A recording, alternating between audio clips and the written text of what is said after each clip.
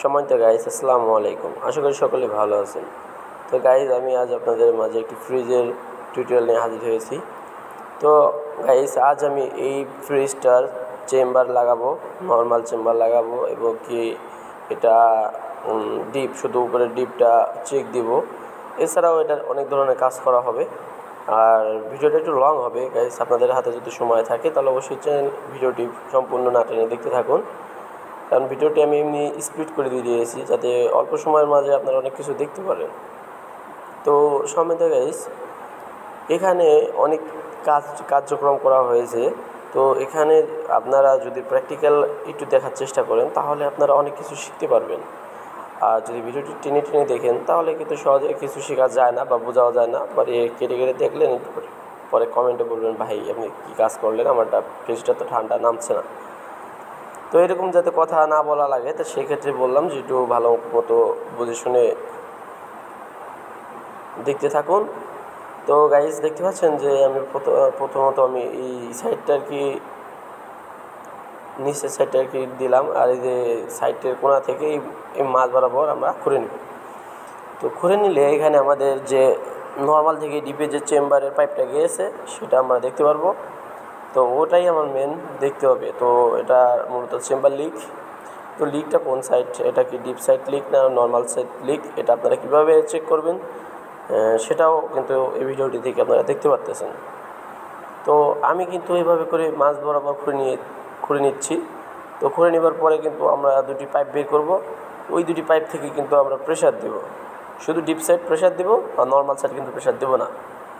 তো normal side pressure দেবো না এই কারণেই গাইস, কারণ আমি জানি আমার ডিপ সাইডে মানে আমার যে ফ্রিজটা আছে সে ফ্রিজটার পুরো চেম্বারটাই লিক। তো যেহেতু আমি পুরোটা নর্মাল ডিপ দুটো মিলে একসাথে প্রেশার দিয়েছিলাম, আমার খুব দ্রুত এটার প্রেশারটা কমে গিয়েছে। তো সেক্ষেত্রে আমি এখন শুধুমাত্র ডিপটা দেবো। যদি ডিপটা ভালো থাকে তাহলে অবশ্যই নর্মালটায় সমস্যা হবে। তো আপনাদের কষ্ট করে দুটোই প্রেশার দিতে হবে না। তো আমি দেখুন কথা বলতে বলতে এখানকার যে খোঁড়াখুড়ি কাজটা কিন্তু প্রায় শেষ হয়ে গিয়েছে। তো এখন ওই যে নিচে কিন্তু পাইপ দুটো বেরিয়ে গিয়েছে। তো দেখুন আমি কিন্তু এই যে আমি প্রেশার দিয়েছিলাম নর্মাল ডিপ দুটো একসাথে, কিন্তু কাজ হয়নি। তো আমি একটি পাইপ কেটে ফেলেছি। তো কেটে ফেলার পর দেখুন এটা একটু প্রেশার দিচ্ছি আর কি, কোন দিক দিয়ে হাওয়াটা বের হয়। আমরা ফ্রিজটা চালিয়ে একটু প্রেশার দিয়েছি। তো দেখুন এটা কিন্তু 300 প্রেশার আর কি দিয়েছি। তো আমরা কিন্তু অলরেডি ডিপটা প্রেশার দিয়েছি। তো প্রেশারটা দেওয়ার পরে এখন আমরা দীর্ঘ 2-3 দিন রেখে দেওয়ার পরে দেখব যে আমাদের প্রেশারটা কমে কি না। যদি প্রেশারটা না কমে তাহলে আমরা একটা আলাদা নর্মাল চেম্বারে নিয়ে লাগাবো। আপনারা আমি যেভাবে কাজ করতেছি ঠিক প্র্যাকটিক্যাল সহকারে। তো এখানে ক্যাপিলারি ব্লক করতে হবে, যে ক্যাপিলারি। তো আমি যেভাবে কাজ করতেছি আপনারা ঠিক এভাবেই যত্ন সহকারে কাজ করুন, আপনাদের ফ্রিজের কাজ 100 ঠিক হবে। এছাড়াও সম্মানিত গাইস, আপনাদের ফ্রিজ সংক্রান্ত যে কোনো তথ্য যদি আপনারা পেতে চান তাহলে অবশ্যই আমাকে কমেন্ট করবেন, আমি আপনাদের কমেন্টের উত্তর দেওয়ার চেষ্টা করব। তো সম্মানিত গাইস, এখন আপাতত আমাদের প্রেশার দিয়ে বেশ কিছুদিন এভাবে থাকবে। তো আমাদের প্রেশারটা 100 ঠিক আছে, আমরা দেখেছিলাম। তো এখন আমরা নর্মাল চেম্বার লাগাবো। তো নর্মাল চেম্বার আমি আলাদাভাবে কিনে নিয়ে আসছি এবং কি নর্মাল থেকে আমরা সরাসরি একটি সাকশন পাইপ নামাবো। আমরা আগের পাইপটি ফেলাই দেবো। তো আমরা আগের পাইপটা রাখবো না ফ্রিজে, আমরা সাকশন পাইপটা নতুন করে নামাবো। তো দেখতে পাচ্ছেন আমাদের গেজ মিটারটা আছে, সেখানে কিন্তু আমার প্রেশারটা ঠিক আছে। আমার প্রেশার যা দিয়েছিলাম তাই আছে, প্রেশারটা কমে নেই। তো এখন গাইস আমরা এখানে থেকে এটা কেটে দেবো, গাড়িটার মাপটা নেব কোন দিক থেকে পাইপটা বেরোবে। তো এখানে দেখুন এটা শুরুর মাথা আছে, শেষ মাথা আছে। এটা মোটা মাথা দেয় আর কি প্রথম ডিপে যাবে, আর চিকন মাথাটা আছে এই মাথাটা আর কি সাকশনে যাবে। মানে যেখানে পাইপটা একটু বেশি আছে এই সাইডে মোটা পাইপ বেশি, যার কারণে এটা শুরুতে থাকবে, আর যেটা সিঙ্গেল পাইপ চিকন ওটা শেষের দিক নেব। তো গাইস আমি কিন্তু একটা ফুটো করে নিয়েছি সেন্সরের জন্য, থার্মোস্টার সেন্সর যাকে বলে। তো দেখুন আমি এখন মাপ দিবেন, ঠিক এইভাবে করে মাপ দিবেন, মাপ দিয়ে এটা টার্গেট রাখবেন, ওই টার্গেট বরাবর ফুটো করে দেবেন। তো ওই টার্গেট বরাবর ফুটো করে দিচ্ছি। তো আমরা আগে চেম্বারটা বসাই নিব, বসাই নেওয়ার পরে আমরা কাজটা শুরু করব। তো আপনার ভিডিওটি না টেনে সম্পূর্ণ দেখার চেষ্টা করুন। তো দেখতে পাচ্ছেন যে আমরা কিন্তু যেভাবে ফোমটা পরিষ্কার করতেছি, আপনারা ঠিক কীভাবে করে এই ফোমটা পরিষ্কার করবেন যাতে উপরে স্ক্রুড্রাইভার না লাগে, এটা মাথা রাখার উপরে ডিপ চেম্বারের পাইপ আছে, তাও অ্যালুমিনিয়ামের, সেদিকে আপনাদের খেয়াল রাখতে হবে। তো গাইস এখানে কিন্তু আমাদের জাস্ট আমি কিন্তু ভিতরে প্লাস্টিকটা বের করে ফেলেছি। তো দেখুন এটা এখন আমরা ফুটা করব, ফুটা করে চেম্বারটা এদিক দিয়ে বের করব। তো এইভাবে করে আগে পরিষ্কার করে নিতে হবে। তো পরিষ্কার করার পরে কিন্তু আপনারা চেম্বারটা কাজ শুরু করতে পারবেন ফুটো করে। তো দেখুন আমি এখানে ছোটো একটা ফুটো করেছি।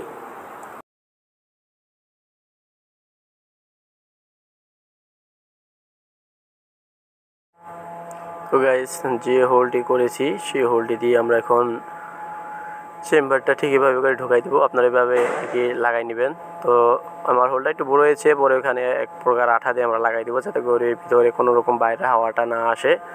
তো এখন সময়তে গাইস আমরা আর কি যে চেম্বারটি আছে নর্মাল চেম্বার, সেটা আমরা এদিকে ঢুকিয়ে পাইপটা একটু বাঁকা করবো। তো আগে বাইরে থেকে বাঁকা করে নেবেন, তাহলে ঢোকাতে একটু সুবিধা হবে। তো গাইস আমি যেহেতু একাই কাজ করছি, একাই ভিডিওটা করছি, যার কারণে আপনাদের একটু দেখাতে অসুবিধা হচ্ছে, তাও আমি মুখ দিয়ে বলে দিচ্ছি, আপনারা একটু বুঝে নিন। তো লাগানোর পর আমি অবশ্যই আপনাদেরকে দেখাবো। তো দেখতে পাচ্ছেন যে আমি কিন্তু এটাকে একটু বাঁকা করে নিয়ে সিস্টেম পজিশন অনুযায়ী বসায় নিয়েছি। তো এখন আমি এটাকে লাগাবো। দেখবেন যে আমি যে দুটো হোল করেছিলাম ওই দুটো হোল দিয়ে আর কি ছিদ্র দিয়ে আমরা পাইপটা সুন্দর মতো ঢুকে গেল, পজিশন মতো আমরা বসাই দিয়েছি। তো এখন কি করব, এখন আমরা হচ্ছে চারপাশে 4টা স্ক্রু দিয়ে আমরা লাগাই দেব। তো তাহলে এটা আগের মতো শক্তপোক্ত হবে। তো দেখুন আমি কিন্তু চারপাশে 4টি স্ক্রু দিয়ে এভাবে করে ঠিক চারপাশে 4টি স্ক্রুতে আপনারা লাগাই নেবেন। তো মাঝখানে কোনো রকম ফুটা করার বা আপনাদের প্রয়োজন নাই, কারণ মাঝখানতে পাইপ টাইপ আছে। তো সামনে গাইস দেখতে পাচ্ছেন যে আমাদের কিন্তু দুটো পাইপের মাথায় দিক দিয়ে বের হয়ে আসছে। তো এই দুটো পাইপের মাথা, একটা যাবে আমাদের চেম্বারে, একটা হবে সাকশনে। তো আমি এখন একটি পাইপ আমরা সাকশনে দিয়ে দেব। তো সময়তে গাইস আমি যেহেতু আগে ডিপটা প্রেশার দিয়েছিলাম শুধু, তো আমার ডিপের চেম্বারটা ঠিক আছে, যার কারণে কিন্তু আমি সাকশনের নর্মাল চেম্বারটা আর কি কিনে নিয়ে আসছি। আর তখন এর সাথে নর্মাল চেম্বারের সাথে আমি কিন্তু সাকশনের জন্য একটি পাইপ 1/4 কিছু পাইপ 6 ফিট পাইপ কিনে আনছি। তো এখানে 4 ফিট পাইপ লাগবে, তো আমি একটু বাড়তে আনছি, কারণ পাইপ কিনে রাখলে লাগেই, প্রয়োজনে পড়েই। তো গাইস এখন হচ্ছে আমরা কি করব, এখানে সুন্দর মতো ঝালাই দিয়ে দিব। তো আমি এখন মাপ জাপ দিচ্ছি, দেখে নিন। তো আপনারা সুন্দর মতো জ্বালাই দিবেন, যাতে বেশিও না হয়, যাতে কমও না হয়, কারণ এর অ্যালুমিনিয়াম পাইপের সাথে জ্বালাই হবে, একটু সতর্কতার সহিত কাজ করতে হবে, যাতে উল্টাপাল্টা হলে, কারণ অ্যালুমিনিয়ামে সহজে জ্বালাই ঠালাই নিতে চায় না। আর যারা পারে তাদের কাছে একদমই ইজি, আর যারা নতুন তো অ্যালুমিনিয়াম জ্বালাই সবাই আর কি দিতে পারে না। তো আপনারা সময় তো গাইস আমি ভিডিওটিতে দেখাতে পাচ্ছি না, যে কারণ এইটা দেখুন আমি অ্যালুমিনিয়াম ঝালাইটা দিয়ে নিয়েছি অফ ক্যামেরায়। অ্যালুমিনিয়াম ঝালাই সবসময় আস্তে আস্তে টর্চ হিট দিয়ে আর কি দিতে হয়, কারণ এখন আমি ঝালাইটা যদি আমি ক্যামেরা ধরতে যাইতাম তাহলে আমার ঝালাইটা নষ্ট হয়ে যেত, যার কারণে এটা আমি পরে দেখালাম। তো গাইস আপনারা আগেই প্রফেশনালভাবে আগে ফ্রিজে ঝালাইটা দিতে যাবেন না, অবশ্যই আলাদা নর্মাল পাইপ কিনে আপনারা বাসায় বাড়িতে আগে ট্রাই করবেন, কয়েকবার ট্রাই করার পরেই আর কি এখানে ঝালাইটা দিতে যাবেন। অ্যালুমিনিয়াম পাইপের সাথে তামার কীভাবে ঝালাই দিতে হয় এটা আগে বাসা বাড়িতে ট্রাই করেই পরে আর কি ঝালাই দেবেন। তো আস্তে আস্তে হিট দিয়ে পরে আর কি ঝালাইটা দিতে হয়।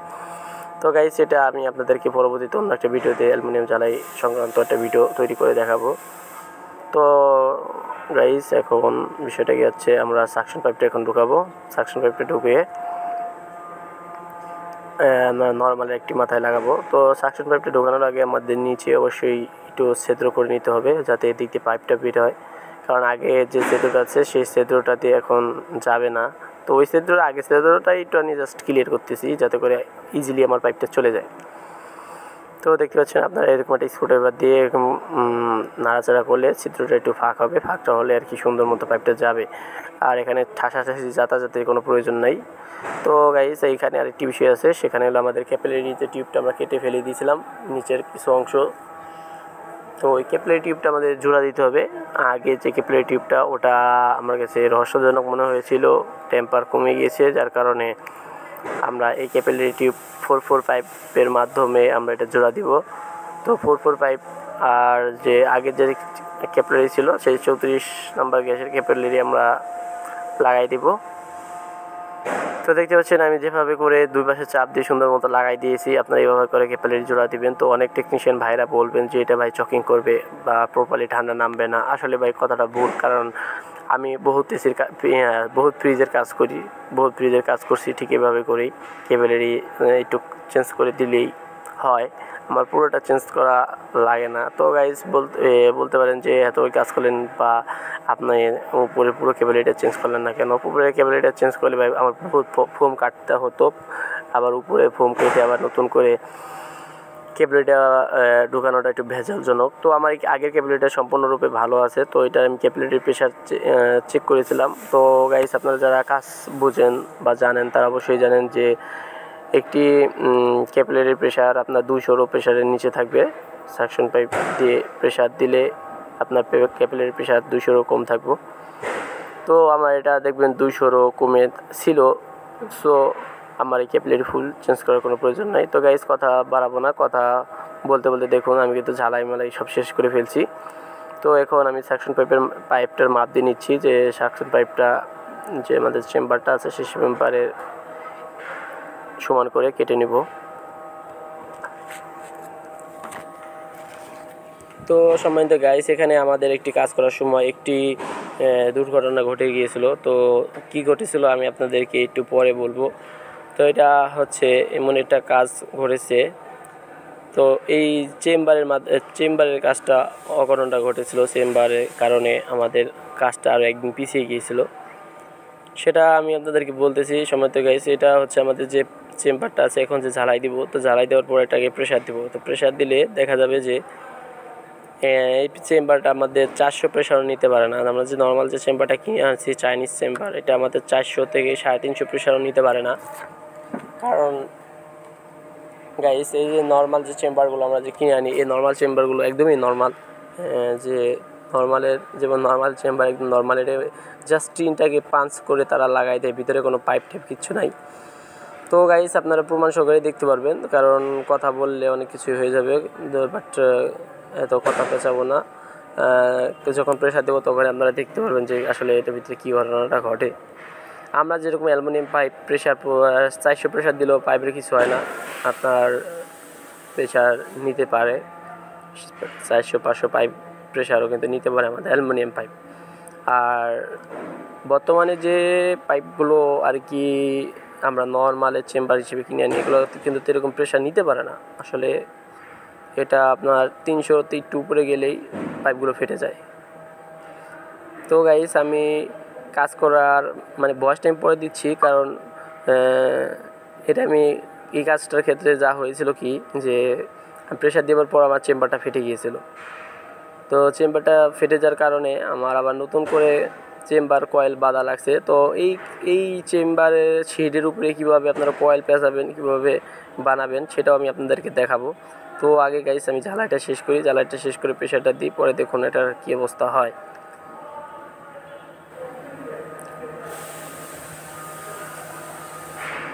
তো গাইস আমার কিন্তু ঝালাই দেওয়া শেষ, এখন পাইপটা একটু ঠান্ডা হওয়ার পালা। পাইপটা একটু ঠান্ডা হলে আমি এখন প্রেশারটা দিব। তো দেখতে পাচ্ছেন যে আমার পাইপটা ঠান্ডা হয়েছে, এখন আমি এটার প্রেশার দেওয়ার আগে এখানে আমার আগে একটা নন এটার মাথা লাগে। তো দেখতে পাচ্ছেন যে আমি চেম্বার থেকে উপরে ডিপ থেকে চেম্বারে গেছে, চেম্বার হয়ে নিচে আসছে। তো এখন ক্যাপিলারি আমি ঝালাই দিয়ে দিয়েছি, এখন একটা নন এটার মাথা লাগাইছি, এখন আমি এটা প্রেশার তুলব। তো গাইস আমি এই কম্প্রেসার লাইনটা দিলাম, আমার যে আলাদা প্রেশার তোলার সেটা লাইনটা দিয়েছি। এখন আমি প্রেশারটা তুললাম, দেখুন এটা কতটুকু প্রেশার নিতে পারে। তো প্রেশারটা নেওয়ার পর কিন্তু এটার মানে কম্প্রেসার আমার নর্মাল চেম্বারটা কিন্তু ফেটে গিয়েছিল। দেখুন এটা 400-র কাছাকাছি যাওয়ার আগ দিয়েই মানে 350 প্লাস হওয়ার সাথে সাথে আমার কিন্তু মানে এটা ফেটে গেছে, নর্মাল চেম্বারটা ফেটে গিয়েছে।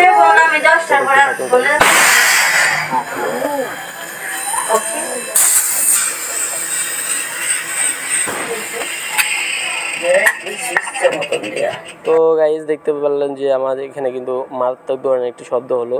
তো শব্দ হয়ে কিন্তু আমাদের নর্মাল চেম্বারটা নষ্ট হয়ে গিয়েছে। তো আমি কি করেছি, আগে যে চেম্বারটা ছিল আবার খুলেছি, খুলে সুন্দর মতো পিটাইছি, পিটাইয়ে আগে যে পাইপ ছিল ওইগুলো চ্যাপটা করেছি। তো দেখতে পাচ্ছেন যে এখান থেকে আর কি ফাটছিল, যে দেখালাম। তো এখন যে পাইপটা দিয়েছে এই যে এখান থেকে ফাটছে।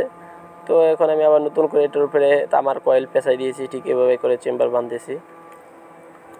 তো এইভাবে করে দিলেও আপনার পারফেক্টলি কুলিং হবে, কোনো রকম সমস্যা নেই। দেখুন আমি এইভাবে করে আর কি সুন্দর মতো পেঁচাই দিয়েছি। তো এই যে এইভাবে ঘুরে ঘুরে আপনারা 3 লেয়ার করলেই হবে আর কি, যেভাবেই 3 লেয়ার করবেন, 3 লেয়ার করলে আর কি নর্মাল চেম্বারে লেগে পারফেক্ট। তো এটা আর কি এক্সট্রা একটু খরচ গেল, কারণ এটা চেম্বারটা না ফাটলে আমার পারফেক্টলি ঠান্ডা হতো, এই পরিশ্রমটা একটু এক্সট্রা গেছে। তো গাইস এখন কি করব, যেহেতু আপনাদেরকে আমি আগেই দেখাইছি এটা কিভাবে কাজ করতে হয়, তারপরেও হালকা পাতলা জাস্ট দেখাবো, বেশিরভাগই ভিডিও স্কিপ করে দেখাবো। তো দেখতে পাচ্ছেন যে আমি কিন্তু ঝালাইয়ের কাজ শেষ, ঝালাইয়ের কাজ করে লাগাই দিয়েছি। এখন আমি জাস্ট এটাকে সেট আপ দেবো, সেট আপ দেওয়ার পরে এটার কাজটা শেষ হয়ে যাবে। তো গাইস দেখতে পাচ্ছেন এটা একটা গেছে ভিতরে, একটা গেছে বাইরে। তো এখানে আমি দুটো ঝালাই বাদ রাখছি, দুটো ঝালাই আর কি দেব। আগে যে বড় চেম্বারটা ছিল ওই আগে চেম্বারে একটু পাইপ ছিল, তো ওটার উপরে আর কি জ্বালাইটা দিব। তো দেখুন এটা ব্লিজিং জ্বালাই হবে, এখানে কিন্তু অ্যালুমিনিয়াম জ্বালাই না, এটা কিন্তু তামায় ব্লিজিং হয়, অ্যালুমিনিয়াম তামায় আপনার অ্যালুমিনিয়াম রডে হয়, আর এছাড়া লোহা তামাতে আপনার পিতল জ্বালাই হয়। তো এগুলো আপনার মাথায় রাখতে হবে, কারণ আপনি অকারণে যত হিট দেন না কেন আপনার কিন্তু ঝালাই কখনোই নিবে না বা ব্লিজিং করবে না। আপনাদেরকে বুঝতে হবে আপনি কিসের সাথে কিসে জ্বালাই দিচ্ছেন। তো ঝালাইয়েরও কিন্তু নিয়মকানুন আছে, সব কিছুতে কিন্তু ঝালাই নেয় না, ব্লিজিং জ্বালাই কিন্তু হয় না। তামাতে ব্লিজিং জ্বালাই হয়, কিন্তু লোহা এবং তামাতে কিন্তু পিতল জ্বালাই হয়, আর অ্যালুমিনিয়াম তামাতে অ্যালুমিনিয়াম রডে জ্বালাই হয়। তো গাইস আমি কিন্তু এই যে এখন জ্বালাইটা দেওয়া শেষ, তো জ্বালাইটা দেওয়া প্রায় শেষ। আমি এখন কিন্তু অ্যালুমিনিয়াম ব্লিজিং জ্বালাই দিচ্ছি। তো ব্লিজিং জ্বালাই দেওয়ার পরে আমি এই পাইপগুলোকে নিচের দিক চাপাই দেবো আর কি। তো আমি ঝালাইগুলো যথেষ্ট মোটা করার চেষ্টা করতেছি, যাতে প্রচুর পরিমাণ মোটা হয়, কারণ প্রতিদিন কিন্তু চেম্বারে কাজ করা সম্ভব না। তো যাতে করে ভিতরে কখনো লিক ঠিক না হয়, আর যদিও হয় এটা কপাল কাস্টমারের। তো আমি সুন্দর মতো আর কি ঝালাইটা দিয়েছি। তো আমার ঝালাই মেলে দেওয়ার শেষ, এখন আমি এটার উপরে ককশিট দিয়ে দিব, আগের গুলোর ককশিটগুলো। আপনারা চাইলে কিন্তু লিকুইড ফোমও কিনে এনে বাজার থেকে দিতে পারবেন। তো এগুলোতে কিন্তু লিকুইড ফোম দিলেও কিন্তু হয়, আপনি চাইলে লিকুইড ফোমগুলো যে আছে আপনার 350 টাকা করে, তো এগুলো আইনে আপনারা যদি দেন তাও কিন্তু হবে। আর যদি এগুলো দেন, এই টুকরা ফোমগুলো গুঁড়ো গুঁড়ো করে দেন, এতে যে ক্ষতি হবে তা না, একই কাজ একই। তো লিকুইড ফোমটা দিলে কি হয়, একটু সুন্দর মতো লাগেই আর কি, আর এছাড়া লিকুইড ফোমের কোনো কাজ কাম নাই। এখন গাইস আমরা হচ্ছে এই চেম্বারটা সুন্দর মতো ঢেকে দিচ্ছি, চেম্বারের পাইপগুলো। পরে হচ্ছে আমরা পিছনে কাভারটা লাগাবো। তো দেখতে পাচ্ছেন আমি কাভারটা প্রায় ম্যাচিং করে লাগাই ফেলছি। তো গাইস আমি এটা একা কাভারটা উঠাইছিলাম, মানে একা করার কারণে একটু বেকাতারা হয়ে গেছে, দুইজন থাকলে একটু সুন্দর মতো করা যায় আর কি। তো আমি লাগাই ফেলছি কাভারটা। তো কাভার লাগানো দেখানোর মতো কিছু নাই, কাভার